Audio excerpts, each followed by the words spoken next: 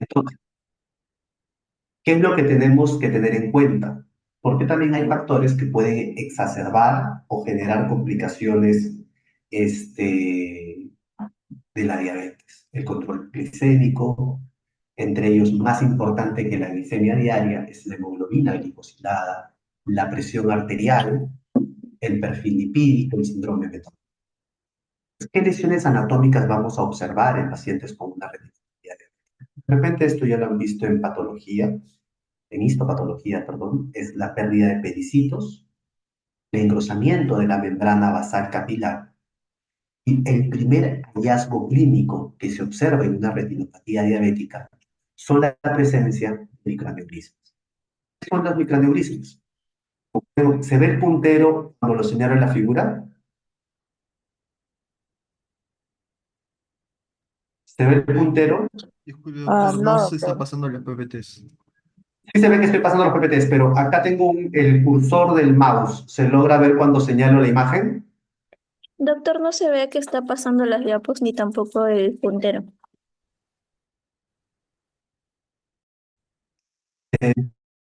A ver, ahora, ahora, ¿se ve el puntero láser? ¿Se logra ver el puntero láser? No, No. doctor. Doctor. ¿No?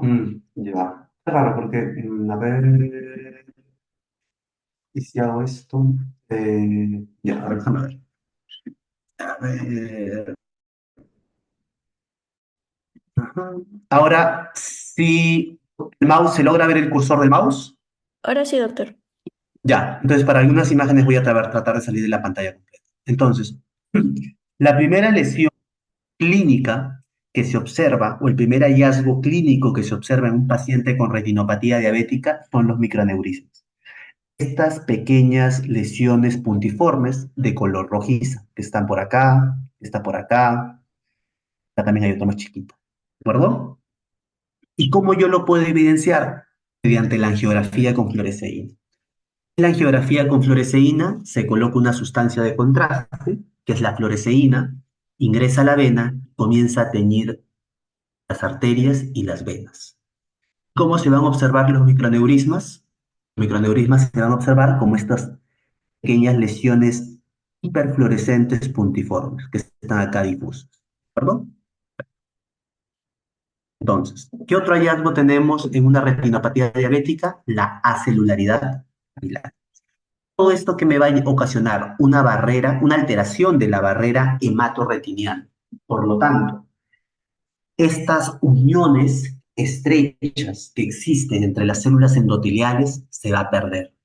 Al perderse estas uniones estrechas, va a haber pérdida, fuga de sangre, de material proteináceo, va a haber una exudación. Entonces, los mecanismos bioquímicos en la patogénesis de la retinopatía diabética, eso lo saben mejor que yo, son todos aquellos que están relacionados a un daño. Está el estrés oxidativo,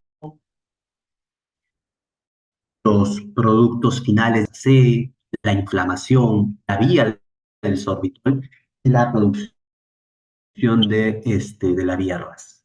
Todo eso que me va a generar en el ojo, o por lo menos en la retina, que es lo que yo estoy viendo, uno, retinopatía diabética, dos, edema macular diabético. Entonces, vamos a entrar al tema de la retinopatía diabética. ¿Qué es lo que yo voy a tener en una retinopatía diabética? Se divide en dos estadios. El primer estadio es la fase no proliferativa y el más avanzado es la fase proliferativa, retinopatía diabética proliferativa.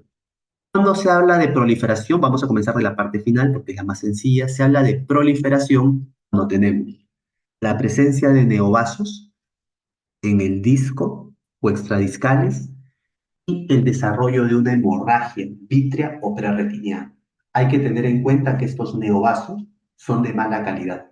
Tienden a sangrar, tienden a romperse y tienden a contraerse y desprender la retina. Ahora, ya que sabemos qué es la retinopatía, más adelante vamos a ver fotos para que puedan ustedes orientarse.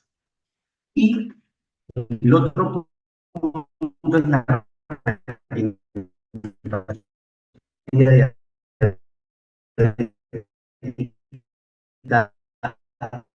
no proliferativa y severa. Cuando hablamos de una leve, no solo hay presencia de microaneurismas.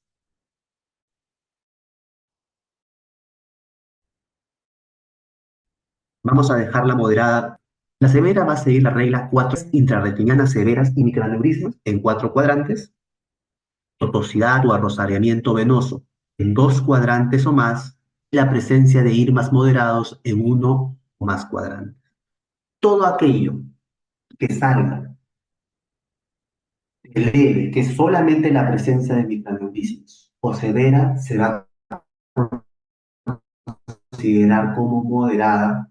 En este caso, ¿cuál es el tratamiento? Para una retinopatía diabética no proliferativa leve o moderada es la observación. Severa en adelante incluye una retinopatía diabética proliferativa, el tratamiento. Más adelante vamos a revisar el edema. Entonces, ya les comenté yo sobre el hallazgo clínico de la presencia de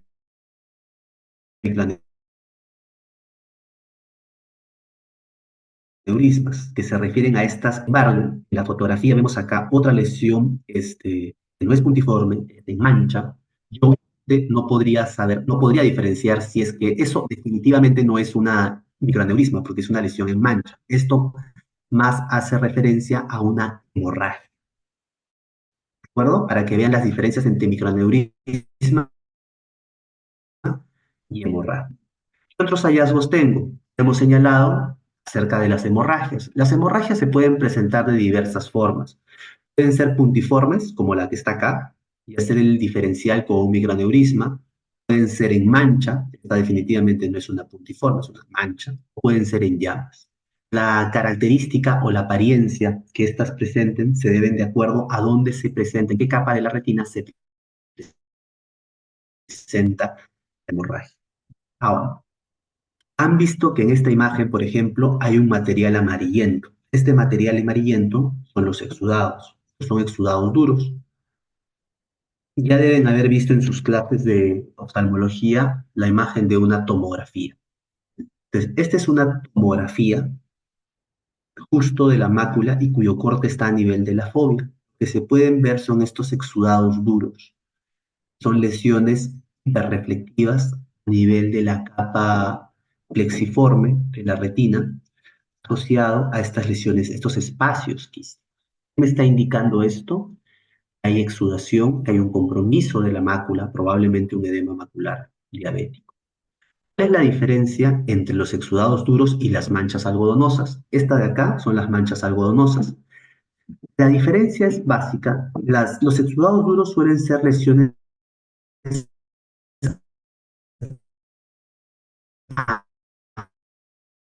amarillentas, mientras que las manchas algodonosas, los bordes son más difusos, se logran identificar los bordes con regularidad y tiene un color amarillo cremoso. Como vemos en toda la retina, solo estoy viendo una imagen del polo posterior y lo que puedo ver es que tiene hemorragias diversas, hemorragia en llama, hemorragia en mancha, por acá pueden haber unos microaneurismas, manchas algodonosas, lo que me sugiere que por lo menos este paciente tiene una retinopatía diabética no proliferativa severa,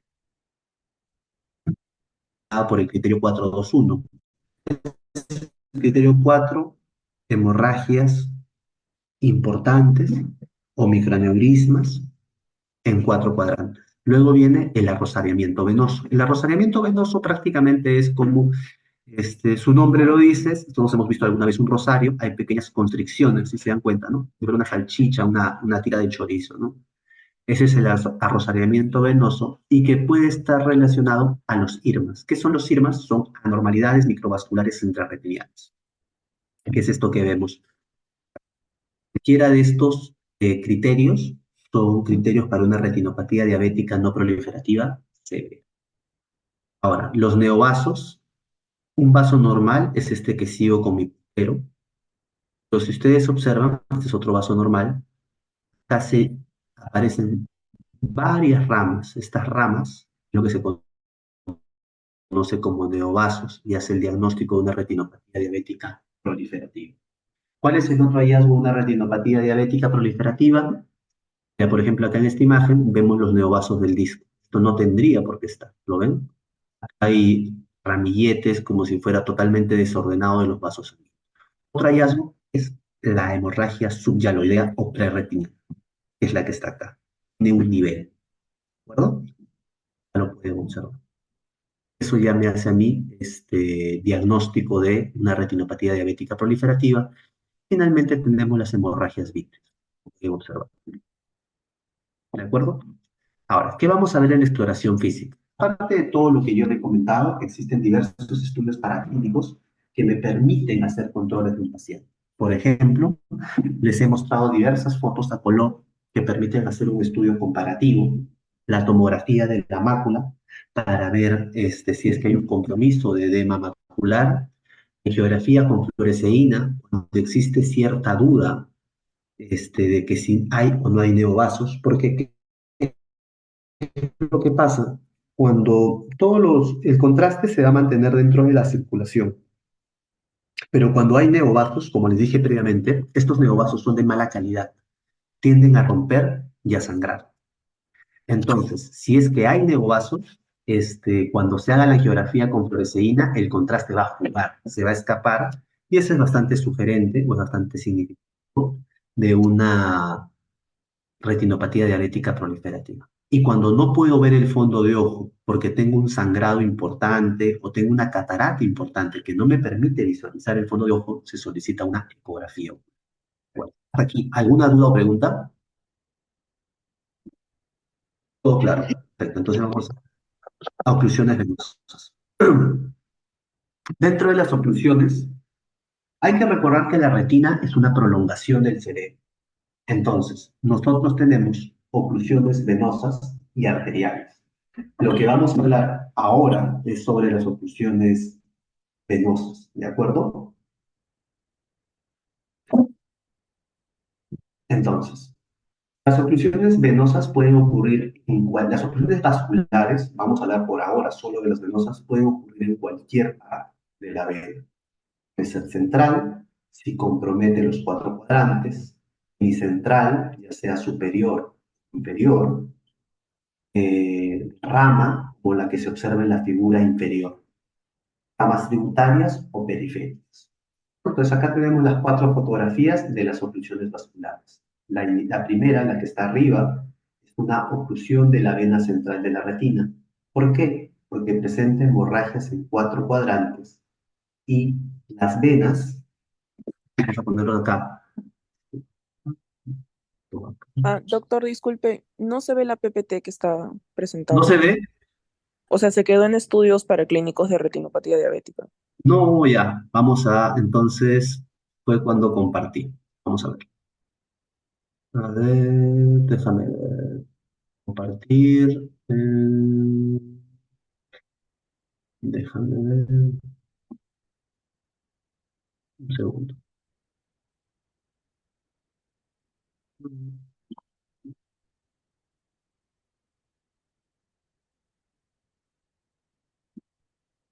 Ahí se ve. Sí, ¿Se ve ahora la sí, nueva? doctor. Ya, perfecto, gracias.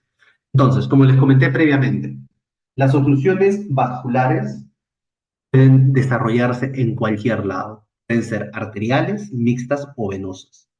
Lo que nosotros vamos a estudiar son, por ahora, las venosas. La figura superior habla sobre las oclusiones de la vena central de la retina, es decir, la obstrucción se ha producido en el sitio de drenaje de toda la retina. Es lo que vamos a observar.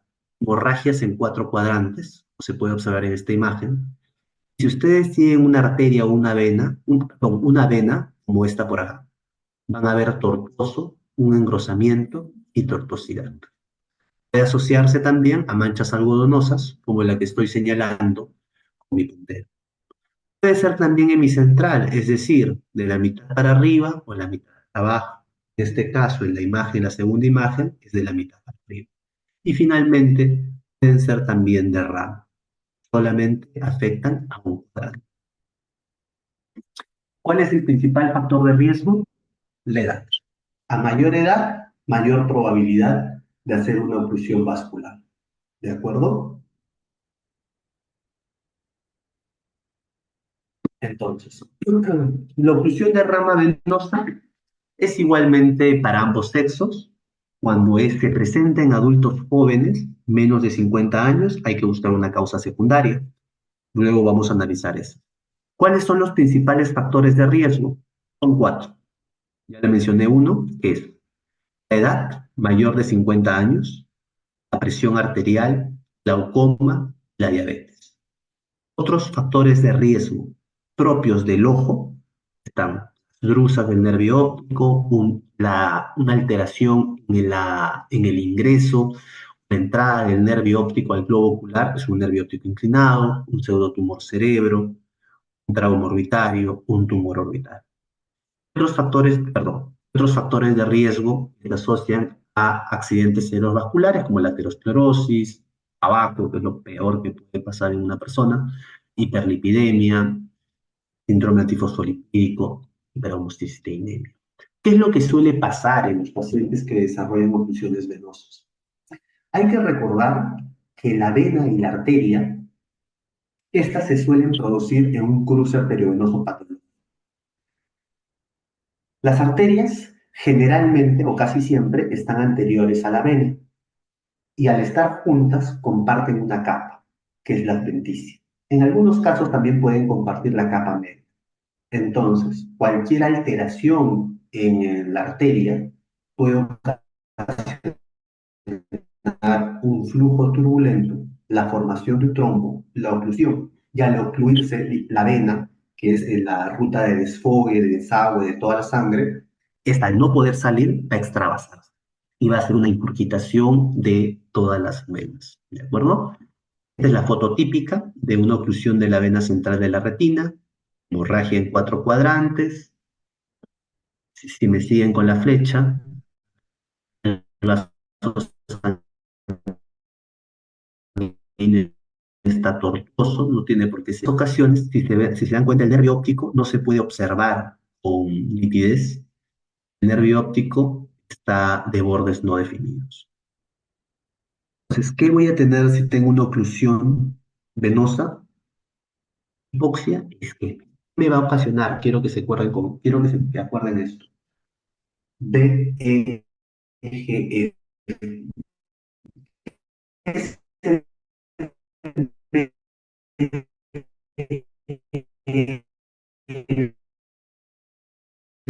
Esto es un factor, va a aumentar la permeabilidad, presencia de neovasos como en la diabetes, genera edema macular, en casos más avanzados la presencia de neovasos, no solamente en la retina, porque la PCR, sino también en el segmento anterior. ¿Cuáles son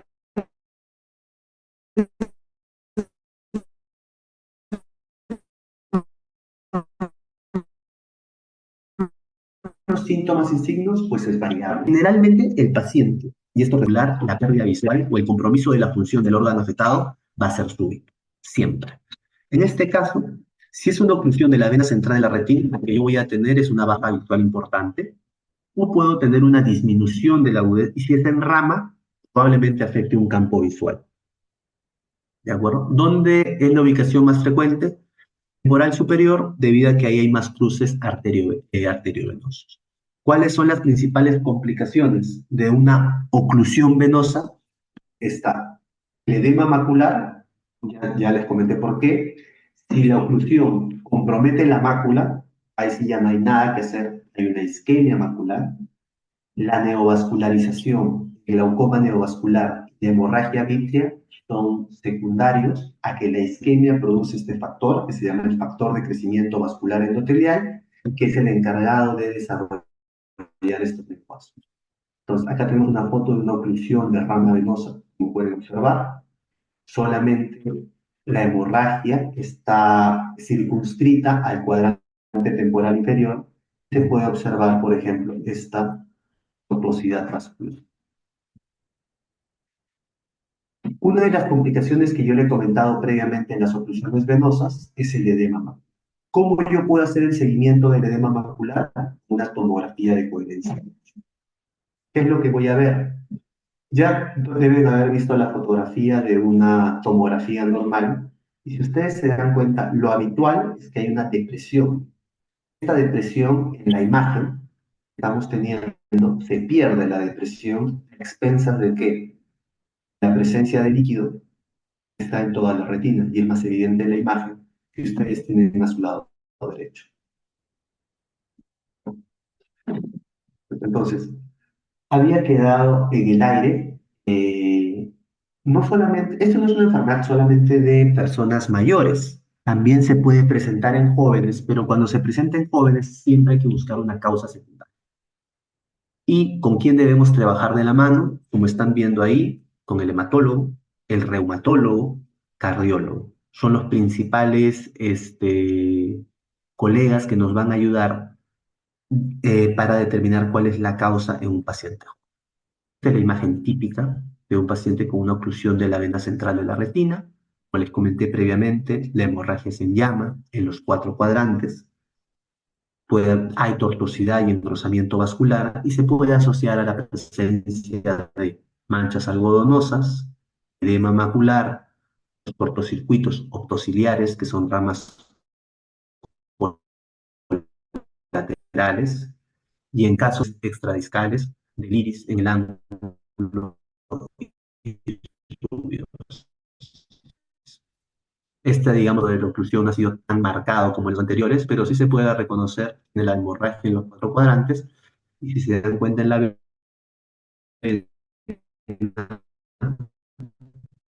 está totalmente tortuoso, ¿no?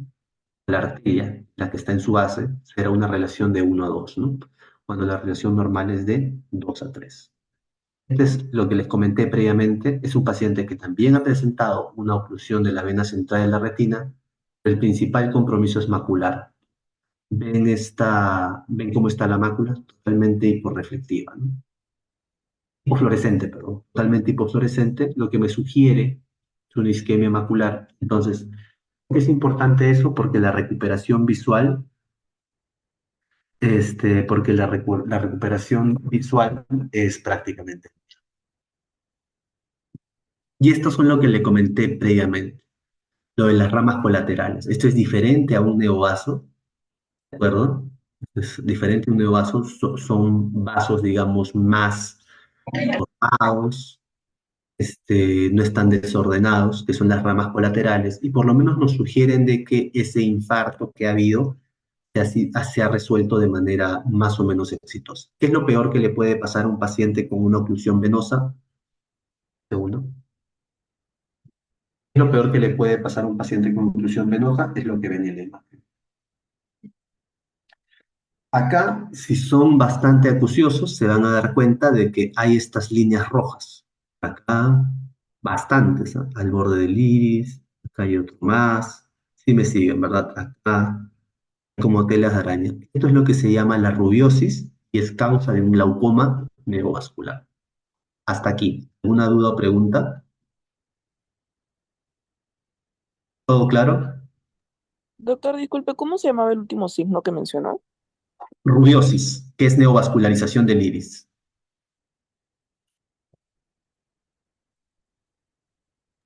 Gracias. Perfecto. Entonces, vamos a ir a la siguiente clase, que son las oclusiones arteriales. Así como tenemos oclusiones venosas, se ocluyen las venas, también pueden ocluirse las arterias. ¿En quién es más frecuente? Las oclusiones arteriales definitivamente son más frecuentes a mayor edad, incluso más que las oclusiones venosas. Y es mucho más frecuente, las oclusiones discúlpeme, las oclusiones arteriales son menos frecuentes que las oclusiones venosas. Es raro que sea bilateral, pero si hay un compromiso bilateral, hay que descartar a estos pacientes que es un seguimiento estricto porque tienen el riesgo de una alta mortalidad. Entonces, tenemos dos tipos. Vamos a hablar primero de la arterítica, que básicamente no nos llega mucho, más le llega al reumatólogo, sinceramente, que es el debido a la arteritis de las células gigantes, ¿no? Y la característica típica es que son pacientes muy añosos, 60, 70 años, y el paciente lo que va a señalar es dolor en el cuero cabelludo temporal, claudicación mandibular, hay una mucha sensibilidad en el área temporal asociada a cefalea. Perfecto. Entonces, como les dije previamente, cuando hay un compromiso arterial, el signo más importante, cuando hay un compromiso vascular, el signo más importante es que sea algo súbito. En este caso, la baja visual súbita suele ser el primer signo de la enfermedad.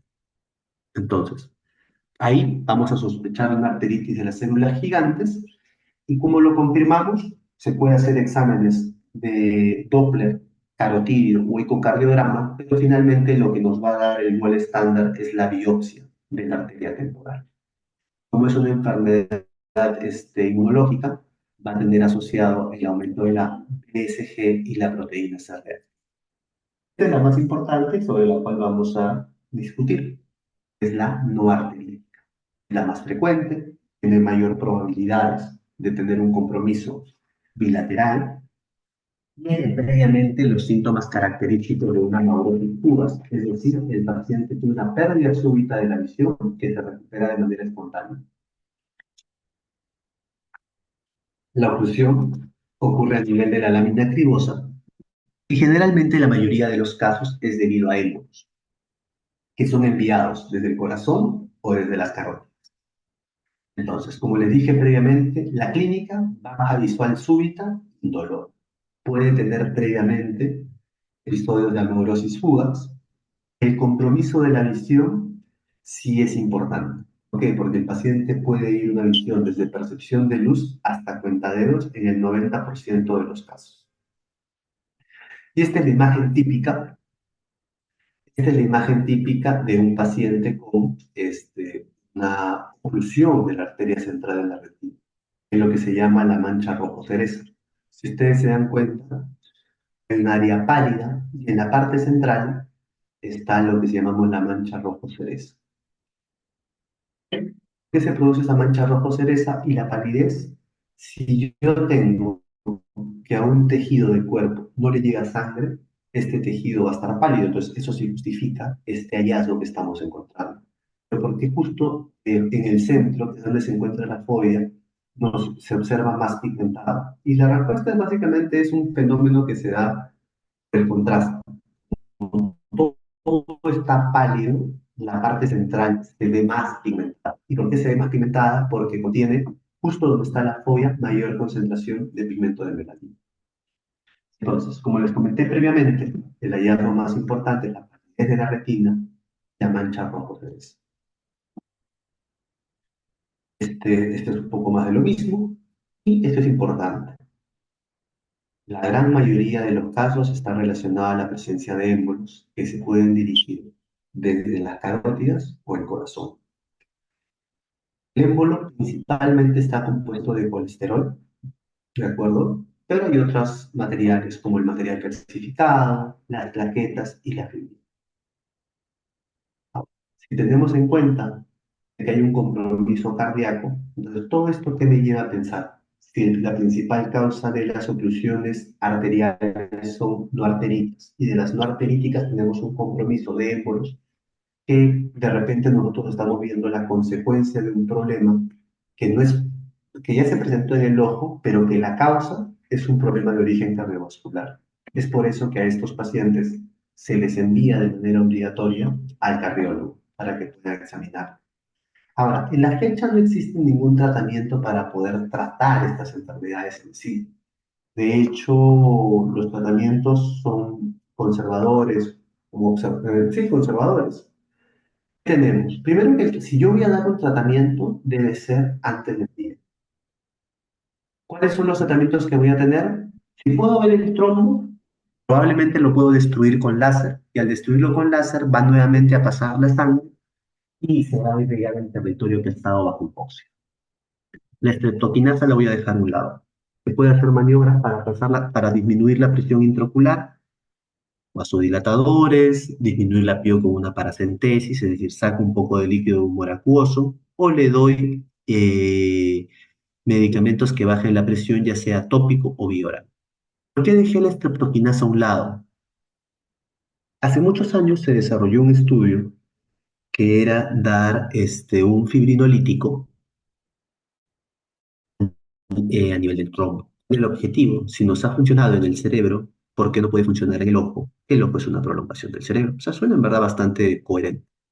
Se realizó el estudio, se lograron enrolar hasta 84 pacientes, pero el estudio tuvo que ser suspendido al año de enrolamiento. ¿Por qué? Si bien es cierto la agudeza visual fue muy similar, lo que sí generó gran diferencia fue el número de personas fallecidas con el tratamiento.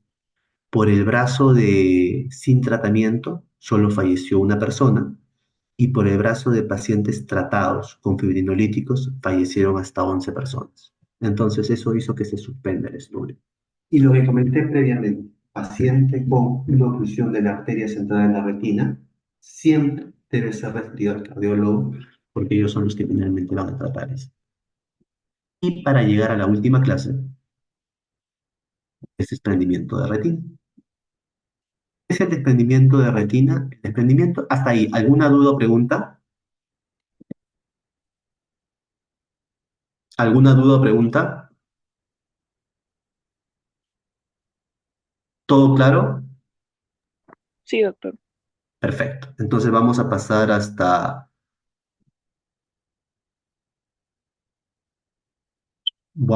al siguiente tema.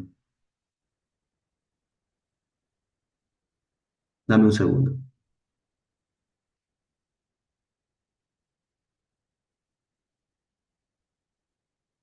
Entonces, ¿qué es el desprendimiento de retina? El desprendimiento, la retina tiene dos partes. En realidad tiene 10 capas, pero vamos a dividirlo en dos partes. Uno es el epitelio pigmentario de la retina y el otro es la retina neurosensorial. Ambos tienen un origen embriológico totalmente diferente. Es por eso que entre la retina neurosensorial y el epitelio pigmentario hay un espacio virtual. Este espacio virtual no existe porque el epitelio pigmentario de la retina tiene por función eliminar todo el líquido que se coloca. Sin embargo, cuando hay algún motivo que genere la presencia de líquido entre estas dos capas, es lo que se conoce como el desprendimiento de retina. ¿Cuál es el objetivo? Determinar cuáles son las causas que ocasionan este desprendimiento de retina y por eso tenemos una clasificación. Reumatógeno, cuando se produce un hueco en la retina. Reumatógeno es cuando se produce un hueco en la retina. El traccional es cuando hay algo que jala la retina. El mixto puede ser una combinación de reumatógeno y traccional. Finalmente tenemos al seroso, que es lo que yo les dije, que la función del epitelio pigmentario de la retina es sacar el líquido que se podría formar en estas estructuras. Si por alguna razón tenemos alguna enfermedad inflamatoria o infecciosa que afecta al epitelio pigmentario de la retina, el líquido se va a acumular, generando un desprendimiento de retina seroso. En realidad, el desprendimiento de retina tiene una incidencia bastante baja. Es 1 en 10.000 habitantes. Hay que tener en cuenta que uno de los factores predisponentes para un desprendimiento de retina es la presencia de desgarros, es decir, pequeñas lesiones que ocurren en la retina periférica y que si estos no se tratan a tiempo, pueden generar un desprendimiento de retina. ¿Cuál es el tratamiento? Con láser. Vamos a verlo más adelante. Si yo tengo desprendimiento de retina en un ojo, 10% de la población que tiene desprendimiento de retina en un ojo va a tener desprendimiento de retina en el otro. Antes de ir a este tema de el desprendimiento de retina, per se al líquido que se encuentra debajo del espacio virtual, tenemos que ver qué factores mantienen la adherencia de la retina. Primero hay una matriz de interfotorreceptores, es decir, el epitelio pigmentario de la retina se une a la retina neurosensorial por estos fotorreceptores. Y estos fotorreceptores tienen una mucosidad que hace que se adhieran aparte de la interdigitación per se del epitelio pigmentario de la retina y la retina neurosensorial. Hay un paso de líquido del vitrio hacia la coroides, tengo una actividad metabólica del epitelio pigmentario de la retina que es sacar ese líquido que se puede acumular y finalmente el vitro también funciona. Para que se produzca un desprendimiento de retina regmatógeno, es decir, por un regma, por un agujero, lo que tiene que pasar es lo siguiente. Primero, la presencia del agujero o desgarro.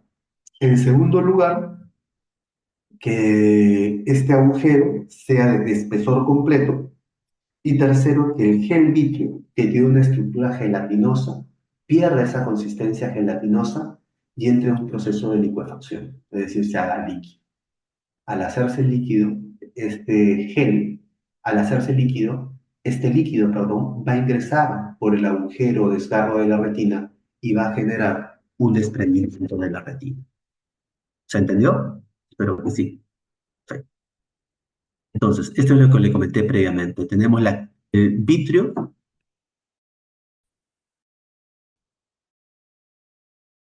es como estamos observando acá, ciertas licuefacciones, es lo que nosotros vemos como moscas volantes, arañitas. Conforme pasan los meses, este gel se cae de su pared, al caerse puede desprender la retina. En algunos casos, cuando hay esta atracción, puede asociarse a un sangrado, es como el que estamos viendo.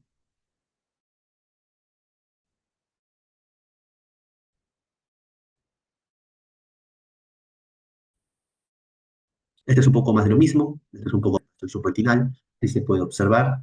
Esta es una foto clínica de un desgarro. Lo que tenemos que hacer, poner láser. Es como cuando uno tiene un pantalón que tiene un hueco, y si yo no quiero que ese hueco siga creciendo, le pongo un parche. Pero en la retina no se puede poner un parche, pero lo que se hace es se rodea con láser. Y al rodarse con láser, no va a aumentar. El otro tipo de desprendimiento de retina que tengo es el desprendimiento de retina traccional, como pueden observar. Esto ya no es por un agujero, sino es algo que está jalando. Y este desprendimiento de retina traccional se presenta en pacientes que tienen retinopatía diabética muy proliferativa, no fueron tratados en ningún momento con láser, lo que hace es se contrae esta membrana y comienza a desprender la retina. Y por último, tenemos el desprendimiento de retina seroso, que como les comenté previamente, acá no va a haber un agujero, no va a haber regma, tampoco va a haber algo que jale, pero lo que sí va a haber es la acumulación de líquido subretiniano como consecuencia de un mal funcionamiento del epitelio pigmentario de la retina. Muy bien, y generalmente, por ejemplo, en este caso, está asociado a una lesión infecciosa. Muy bien, esa es la charla que tenía que darles. ¿Alguna duda o consulta?